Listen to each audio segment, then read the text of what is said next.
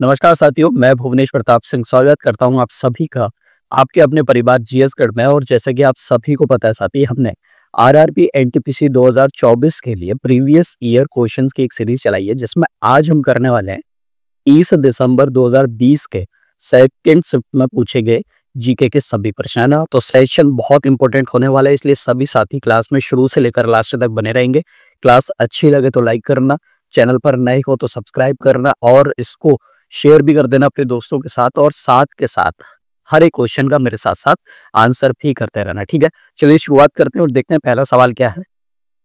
पहला क्वेश्चन है, स्वच्छ भारत मिशन कब शुरू किया गया था? तो याद रखना भैया, स्वच्छ भारत मिशन शुरू किया गया था 2 अक्टूबर को वर्ष 2014 में। क्लियर है? किसके द्वारा? तो आपसे पूछा जाता है बहुत बार, तो याद रखना मोदी जी के द्वारा। किसके द्वारा? मोदी जी के द्वारा।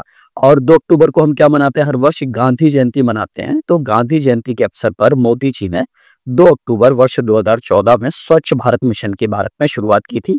ऑप्शन बी यहां पर हो जाएगा एकदम सही आंसर। अगले क्वेश्चन को देखते हैं साथी। अगला क्वेश्चन है, सेवा क्षेत्र किसी अर्थव्यवस्था के किस क्षेत्र का एक हिस्सा है? तो याद रखना भैया, सेवा क्षेत्र की बात करें तो ये टर्शरी सेक्टर, टर्शरी सेक्टर को हिंदी में बोलते हैं तृतीय क्षेत्र, है ना। तो तृतीय क्षेत्र को ही सेवा क्षेत्र भी कहा जाता है, यानी कि सर्विस सेक्टर भी कहा जाता है। तो ऑप्शन बी यहां पर हो जाएगा एकदम सही आंसर। अच्छा, याद रखना ये जो अर्थव्यवस्था का प्राथमिक क्षेत्र होता है, इसको हम कृषि क्षेत्र भी कहते हैं। क्या कहते हैं? कृषि क्षेत्र भी कहते हैं, बहुत बार पूछा जाता है। और ये जो द्वितीय क्षेत्र होता है, इसको हम क्या कहते हैं? औद्योगिक क्षेत्र कहते हैं। ये मैन्युफैक्चरिंग से संबंधित है, विनिर्माण से संबंधित है, ठीक है। तो ऑप्शन बी यहां पर हो जाएगा एकदम सही आंसर। आगे आ जाओ। अगला क्वेश्चन है, गदर पार्टी के सह संस्थापक कौन थे? सह संस्थापक का मतलब होता है को फाउंडर, है ना। तो याद रखना, जब भी गदर पार्टी के को फाउंडर पूछा जाए या फाउंडर पूछा जाए, आंसर आपका होगा हरदयाल सिंह, ठीक है। पूरा नाम इनका क्या है? लाला हरदयाल सिंह है। ऑप्शन डी यहां पर हो जाएगा सही आंसर। देखो, यहां से 2-3 क्वेश्चन और पूछे जाते हैं। पूछा जाता है कि गदर पार्टी की स्थापना कब हुई थी? तो वर्ष 1913 में हुई थी। क्लियर है? कहां पर हुई थी? अमेरिका में हुई थी, याद कर लेना। कहां पर हुई थी? अमेरिका में। आपसे पूछा जाता है अमेरिका में कहां पर हुई थी, तो नोट कर लेना सैन फ्रांसिस्को में। अच्छा, यहां पर सह संस्थापक पूछा गया है, तो इसका मतलब कोई और भी होंगे इसके संस्थापक। तो 2 नाम आपको याद रखने, एक तो लाला हरदयाल नाम याद रखना है और दूसरा नाम याद रखना है सोहन सिंह भकना। तो ऑप्शन में या तो लाला हरदयाल होते हैं या फिर सोहन सिंह भकना होते हैं। क्लियर है? तो ऑप्शन डी यहां पर हो जाएगा सही आंसर। आगे आ जाओ। बताना है फेसबुक के संस्थापक कौन है? फाउंडर ऑफ फेसबुक बताना भैया। तो ये तो सबको पता होना चाहिए, मार्क जुकरबर्ग। क्लियर है भैया? मार्क जुकरबर्ग जो है वो एफबी यानी कि फेसबुक के कौन है? फाउंडर है। ये आपको याद रखना है। ऑप्शन सी यहां पर हो जाएगा सही आंसर। अच्छा, यहां पर देखो, बिल गेट्स। बिल गेट्स कौन है? ये माइक्रोसॉफ्ट के फाउंडर है। किसके? माइक्रोसॉफ्ट के। और यहां पर है टिम बर्नर्स-ली, ये WWW के फाउंडर है। याद रखना, ये सारी चीजें पूछी जाती हैं। और माइकल एस डेल, आपने डेल के लैपटॉप सुने होंगे भैया, तो ये जो डेल कंपनी है इसके कौन है? फाउंडर है ना। तो चारों ऑप्शंस मैंने आपको बता दिए, सारे के सारे पूछे जाते हैं, मगर सही आंसर हो जाएगा ऑप्शन सी, मार्क जुकरबर्ग, क्योंकि फेसबुक के संस्थापक पूछे गए। ठीक है साथी, आगे आ जाओ। अगला क्वेश्चन बताना है, भारतीय राष्ट्रीय कांग्रेस का पहला अधिवेशन कब आयोजित किया गया था? भारतीय राष्ट्रीय कांग्रेस का पहला अधिवेशन कब आयोजित किया गया था? तो याद रखना भैया, दिसंबर 1885 में ना। दिसंबर 1885 में इंडियन नेशनल कांग्रेस का पहला सेशन हुआ था, अधिवेशन हुआ था। अच्छा, आपसे पूछा जाए कि भैया 1885 में दिसंबर में हुआ था, मगर किस तारीख को? तो याद रखना 28 दिसंबर को, है ना। 28 दिसंबर 1885। तो आप कहेंगे सर इस दिन तो इंडियन नेशनल कांग्रेस की स्थापना हुई थी। बिल्कुल सही बात है ना। ये भी आपको याद रखना है कि भारतीय राष्ट्रीय कांग्रेस की स्थापना 28 दिसंबर 1885 को होती है और इसी दिन इसका पहला अधिवेशन भी होता है। और याद रखना भैया, पूछा जाए कहां पर हुआ था अधिवेशन, तो जहां पर स्थापना होगी, है ना। और स्थापना कहां पर? तो को याद रखना है, मुंबई में। क्लियर साथियों? उस समय इसको बॉम्बे कहते थे। ऑप्शन डी यहां पर हो जाएगा एकदम सही आंसर। आगे आ जाओ। आपको बताना है कोशिका की खोज किसने की थी? कोशिका की खोज किसने की थी? कोशिका बोले तो सेल्स। देखो, अगर कोशिका की बात की जाएगी तो आपको याद रखना है रॉबर्ट हुक, है ना। तो रॉबर्ट हुक ने कोशिका की खोज करी थी। कैसी कोशिका की? तो याद रखना डेड कोशिका, डेड सेल्स। अच्छा, ये डेड सेल्स बोले तो मृत कोशिकाएं होती हैं। कब की थी? 1665 में। क्लियर है? इसमें की थी कॉर्क में। कॉर्क बेसिकली एक लकड़ी होती है। तो ये जितनी भी बातें मैं आपको बता रहा हूँ सारी की सारी याद रखनी है। रॉबर्ट हुक ने मृत कोशिकाओं की खोज वर्ष 1665 में कॉर्क की लकड़ी में की थी। ऑप्शन बी यहाँ पर हो जाएगा एकदम सही आंसर साथी। ठीक है, चलो। अच्छा, क्लास अच्छी लगे तो एक बार क्लास को लाइक कर देना, अपने दोस्तों के साथ शेयर कर देना और चैनल को सब्सक्राइब कर लेना। ठीक है साथी, चलो भाई। बताना है आपको कोलेरू झील किस भारतीय राज्य में स्थित है? कोलेरू झील किस भारतीय राज्य में स्थित है ये आपको बताना है। तो ये जो कोलेरू झील है ना, ये आंध्र प्रदेश में साथी। कहां पर है? आंध्र प्रदेश में है, इसलिए ऑप्शन ए यहां पर हो जाएगा सही आंसर। अच्छा, दो झीलें और हैं। एक तो कोलेरू होगी, दो झीलें और है। एक है पुलिकट झील, ये आपको याद रखनी है, और एक है नागार्जुन सागर झील। क्लियर है? तो पुलिकट झील भी आंध्र प्रदेश में है, नागार्जुन सागर झील भी आंध्र प्रदेश में है, और कोलेरू झील भी आंध्र प्रदेश में। ये तीनों पूछी जाती है, नोट कर लेना। अच्छा, महाराष्ट्र में एक बड़ी फेमस झील है जिसको हम कहते हैं लोनार झील। का मतलब क्या है? लेक है ना। तो बहुत बार पूछी जाती है लोनार लेक कहाँ है? महाराष्ट्र में। राजस्थान में सांबर झील है, ये आपको याद रखना है। ऑप्शन ए यहां पर हो जाएगा एकदम सही आंसर। आगे आ जाओ। अगला क्वेश्चन है, आर के नारायण का पहला उपन्यास इनमें से कौन सा है? आर के नारायण का पहला उपन्यास इनमें से कौन सा है? पहली बात तो ये याद रखना, जितने भी ऑप्शन यहाँ पर है, चार ऑप्शन है।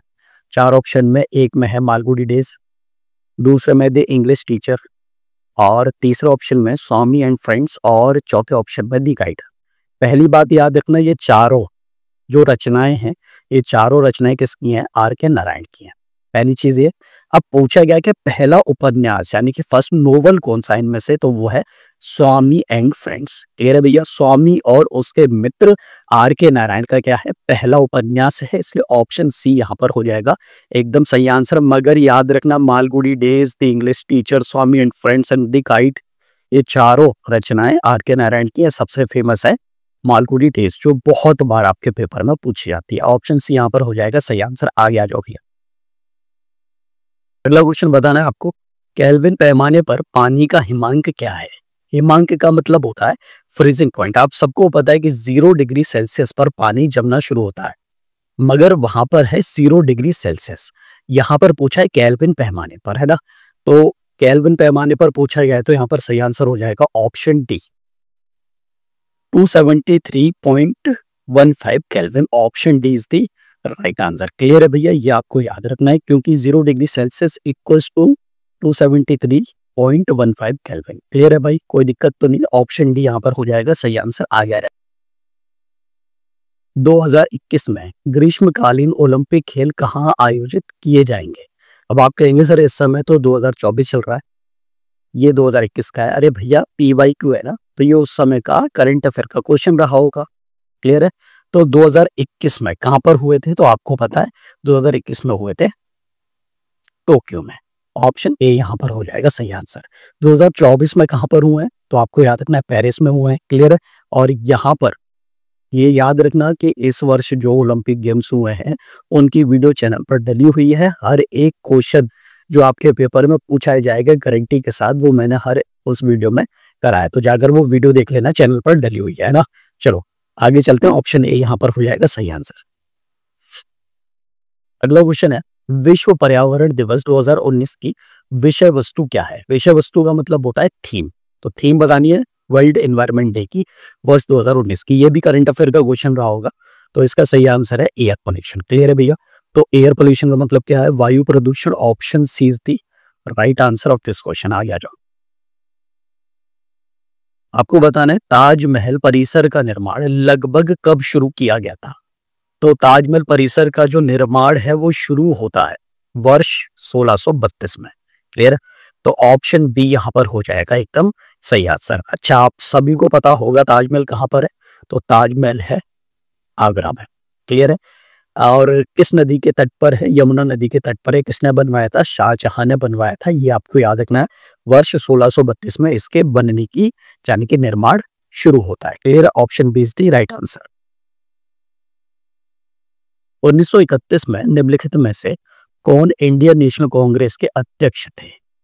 अब आपको पता होगा कि वर्ष 1931 में भारतीय राष्ट्रीय कांग्रेस का एक बहुत महत्वपूर्ण अधिवेशन हुआ था कराची में, और उसकी अध्यक्षता करी थी किसने? सरदार वल्लभ भाई पटेल ने। और वही वर्ष 1931 में भारतीय राष्ट्रीय कांग्रेस के अध्यक्ष भी थे ना। तो वल्लभ भाई पटेल, ऑप्शन डी यहाँ पर हो जाएगा एकदम सही आंसर। क्लियर है साथी? आगे आ जाओ भैया। अगला क्वेश्चन है, मीथेन का प्रतीक क्या है? मीथेन का प्रतीक क्या है? तो याद रखना, मीथेन का प्रतीक यानी कि सिंबल है यहाँ पर CH4 है ना। क्या है? CH4। बेसिकली फॉर्मूला है मीथेन का CH4, ये आपको याद रखना है। ऑप्शन डी यहाँ पर हो जाएगा एकदम सही आंसर। आपको बताना है, अंग्रेजों ने मैसूर के साथ कितने युद्ध लड़े थे? तो याद रखना भैया, अंग्रेज और मैसूर के बीच जो युद्ध लड़े गए थे उनको हम एंग्लो मैसूर वॉर कहते हैं, यानी कि आंग्ल मैसूर युद्ध कहते हैं। और ये 4 लड़े गए थे। कितने? 4। ठीक है, तो ऑप्शन ए यहाँ पर हो जाएगा एकदम सही आंसर। अगला क्वेश्चन है, भारत के संविधान के किस भाग में भारत के नागरिकों के मौलिक अधिकार मौजूद है? मौलिक अधिकार का मतलब क्या है? फंडामेंटल राइट्स है ना। तो आप सबको पता होना चाहिए कि जो भारतीय संविधान में फंडामेंटल राइट्स हैं, मौलिक अधिकार हैं, मौलिक क्या है? मूल अधिकार जिनको कहा जाता है, ये संविधान के भाग 3 में। क्लियर है? तो फंडामेंटल राइट जो है वो कॉन्स्टिट्यूशन के पार्ट 3 में है। ये आपको याद रखना, फंडामेंटल राइट्स। ठीक है साथी? कहाँ से लिए गए हैं? तो ये लिए गए हैं अमेरिका से। ये भी आपको याद रखना है। ऑप्शन यहाँ पर डी हो जाएगा एकदम सही। आपको बताना है, भारत का सबसे नया नाभिकीय ऊर्जा संयंत्र कौन सा है? अच्छा, अब तक हमेशा आपने पेपर में क्वेश्चन सुना होगा कि भारत का सबसे पहला नाभिकीय ऊर्जा संयंत्र कौन सा है। अच्छा, जो सबसे पहला है वो सबसे पुराना भी होगा, और वो कौन सा है? वो तारापुर है, महाराष्ट्र में। मगर आपने नया क्वेश्चन सुना है, भारत का सबसे नया नाभिकीय ऊर्जा संयंत्र कौन सा है? और इस क्वेश्चन का आंसर करेंगे आप सभी लोग, है ना। इस क्वेश्चन का आंसर करेंगे आप सभी लोग कॉमेंट में। क्लियर है साथी? आगे आ जाओ। बताना है, भारत रत्न का प्रावधान कब पेश किया गया था? यानी कि भारत रत्न पुरस्कार कब देना शुरू किए गए थे? इनकी स्थापना कब हुई थी? तो इनकी स्थापना होती है वर्ष 1954 में। क्लियर है भैया? वर्ष 1954 में भारत रत्न पुरस्कारों की शुरुआत होती है। ये आपको याद रखना है। क्लियर है? तो ऑप्शन यहाँ पर क्या हो जाएगा? बी एकदम सही आंसर हो जाएगा। और 1954 में ही पहली बार भारत रत्न पुरस्कार दिए गए थे। आपसे पूछा जाएगा देश का सर्वोच्च नागरिक सम्मान कौन सा है? वो है भारत रत्न पुरस्कार। ये आपको याद रखना है। क्लियर है? अगर आपसे वर्ष पूछ ली जाए तो याद रखना 2 जनवरी 1954 को। क्लियर है भैया?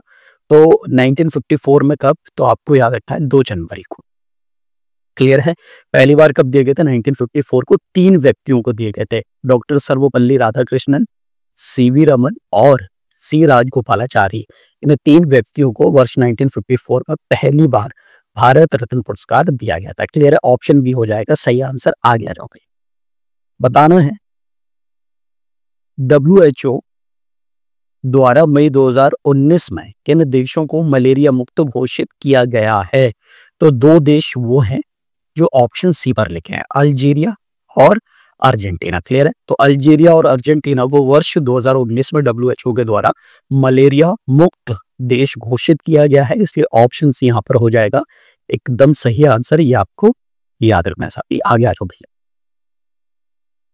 अगला क्वेश्चन बताना है आप सभी को, सार्क में कितने सदस्य देश शामिल हैं? क्लियर है भाई? सार्क में कितने सदस्य देश शामिल हैं? तो सार्क में है 8 देश। कितने हैं? 8 देश हैं। ये आपको याद रखना है। अगर हम सार्क की बात करें तो आपको याद रखना है साथी, सार्क क्या जो मुख्यालय है, वो बहुत बार पूछा जाता है। मुख्यालय कहाँ पर है? नेपाल की राजधानी काठमांडू में है। क्लियर है भैया? नेपाल की राजधानी काठमांडू में है। और आपसे पूछा जाए कि सार्क की स्थापना कब हुई थी, तो याद रखना भैया 1985 में। क्लियर है? 8 दिसंबर 1985 को। क्लियर है? मैं लिख दूं यहाँ पर 8 दिसंबर 1985। क्लियर है? सार्क की क्या होती है? स्थापना होती है। ये आपको याद रखना है। और मुख्यालय आपको याद रखना है नेपाल की राजधानी काठमांडू में। देश कितने हैं भैया? 8 देश। ऑप्शन सी यहाँ पर हो जाएगा एकदम सही आंसर। आ गया। बताना है, भारतीय अंतरिक्ष अनुसंधान समिति का गठन कब किया गया था? भारतीय अंतरिक्ष अनुसंधान समिति का गठन कब किया गया था? तो इसका गठन किया जाता है वर्ष 1962 में, 1962 पर, ठीक है। ऑप्शन डी हो जाएगा सही आंसर, ये आपको याद रखना है। आगे आ जाओ भाई। दहेज प्रतिषेध अधिनियम कब लागू किया गया था? दहेज प्रतिषेध अधिनियम कब लागू किया गया था? तो ये लागू किया गया था 1961 में। ऑप्शन सी यहां पर हो जाएगा एकदम सही आंसर, ठीक है साथी। आगे आ जाओ भैया। बताना है नोबेल पुरस्कार की कितनी श्रेणियां होती हैं? श्रेणियों का मतलब है कैटेगरीज, यानी कि कितने क्षेत्रों में नोबेल पुरस्कार दिया जाता है। तो वर्तमान में दिया जाता है 6 क्षेत्रों के लिए, ठीक है भैया। पहले दिया जाता 5 क्षेत्रों के लिए। तो ऑप्शन सी यहां पर हो जाएगा एकदम सही आंसर। नोबेल पुरस्कारों की बात करें तो हर वर्ष ये 10 दिसंबर को दिए जाते हैं। और इनकी शुरुआत कब हुई थी, जल्दी से कमेंट करके बताएंगे भैया। तो नोबेल पुरस्कारों की शुरुआत हुई थी वर्ष 1901 में, है ना। और हर वर्ष दिए जाते हैं 10 दिसंबर को, और अक्टूबर में की घोषणा की जाती है, ठीक है साथी। चलो भैया अगले क्वेश्चन को देखते हैं। बताना है वेपगत का सिद्धांत नीति किसने तैयार की थी? इंग्लिश में कहते हैं इसको डॉक्ट्रिन ऑफ लैप्स, बहुत बार पूछा जाता। तो डॉक्ट्रिन ऑफ लैप्स तैयार की थी किसने? आपको याद रखना है लॉर्ड डलहौजी ने साथी। किसने? लॉर्ड डलहौजी ने। ऑप्शन यहाँ पर सी हो जाएगा एकदम सही आंसर। और ये वही डलहौजी हैं जिनके शासनकाल में, जिनके कार्यकाल में भारत के अंदर पहली रेलवे लाइन चलाई गई थी, ठीक है। तो ऑप्शन सी यहाँ पर हो जाएगा एकदम सही आंसर। बताना है बल की एसआई इकाई, जिसको हम कहते हैं एसआई यूनिट, क्या है? तो बल का मतलब क्या होता है? फोर्स। और फोर्स की जो यूनिट होती है एसआई, वो है न्यूटन, ठीक है साथी। न्यूटन। ऑप्शन सी यहां पर हो जाएगा एकदम सही आंसर। वाट की बात करें तो वाट किसकी आप कहेंगे? सर वाट जो है वो पावर की है। पास्कल की बात करेंगे तो वो किसकी है? प्रेशर की है। क्लियर है? आगे आ जाओ। बताना है निम्न में से भूतपूर्व आंध्र प्रदेश का शास्त्रीय नृत्य कौन सा है? तो अगर हम बात करें शास्त्रीय नृत्यों की तो इसको इंग्लिश में कहा जाता है क्लासिकल डांस। और ये जो है आंध्र प्रदेश का पूछा गया है, तो आंध्र प्रदेश का जो क्लासिकल डांस है वो है कुचिपुड़ी, ठीक है। ऑप्शन ए यहां पर हो जाएगा एकदम सही आंसर साथी, ठीक है ना भैया। अच्छा अगर हम बात करें कथक की, तो कथक कहाँ का है, भरतनाट्यम कहाँ का है और कथकली कहाँ का है? मैंने आपको सारे जितने भी क्लासिकल डांस है सारे कराए, तो कमेंट करके जरूर बताना ये सारी चीजों के बारे में, ठीक है। आइए अगला क्वेश्चन है बेटी बचाओ बेटी पढ़ाओ योजना किस वर्ष में शुरू की गई थी? बेटी बचाओ बेटी पढ़ाओ योजना किस वर्ष में शुरू की गई थी? तो इसकी शुरुआत होती है 2015 में साथी। कब? 2015 में शुरुआत होती है बेटी बचाओ और बेटी, क्या हुआ ये कहाँ चला गया? चलो कोई नहीं, लिख देते हैं बेटी बचाओ बेटी पढ़ाओ, ठीक है साथी। अच्छा आपसे पूछा जाए वर्ष 2015 में कब, तो आपको याद रखना है 22 जनवरी को। क्लियर है भैया? कब? 22 जनवरी को, ठीक है। 22 जनवरी को बेटी बचाओ बेटी पढ़ाओ योजना की शुरुआत की जाती है। किसके द्वारा? तो याद रखना भैया मोदी जी के द्वारा, देश के प्रधानमंत्री मोदी जी के द्वारा। अच्छा पूछ लिया जाए कहां से, तो हरियाणा राज्य से। कहां से? हरियाणा राज्य से। हरियाणा राज्य में भी कहां से? पानीपत से। क्लियर है? तो हरियाणा के पानीपत से मोदी जी ने 22 जनवरी 2015 को बेटी बचाओ बेटी पढ़ाओ योजना की शुरुआत करी थी। इसलिए ऑप्शन सी यहां पर हो जाएगा सही आंसर। आगे आ जाओ भैया।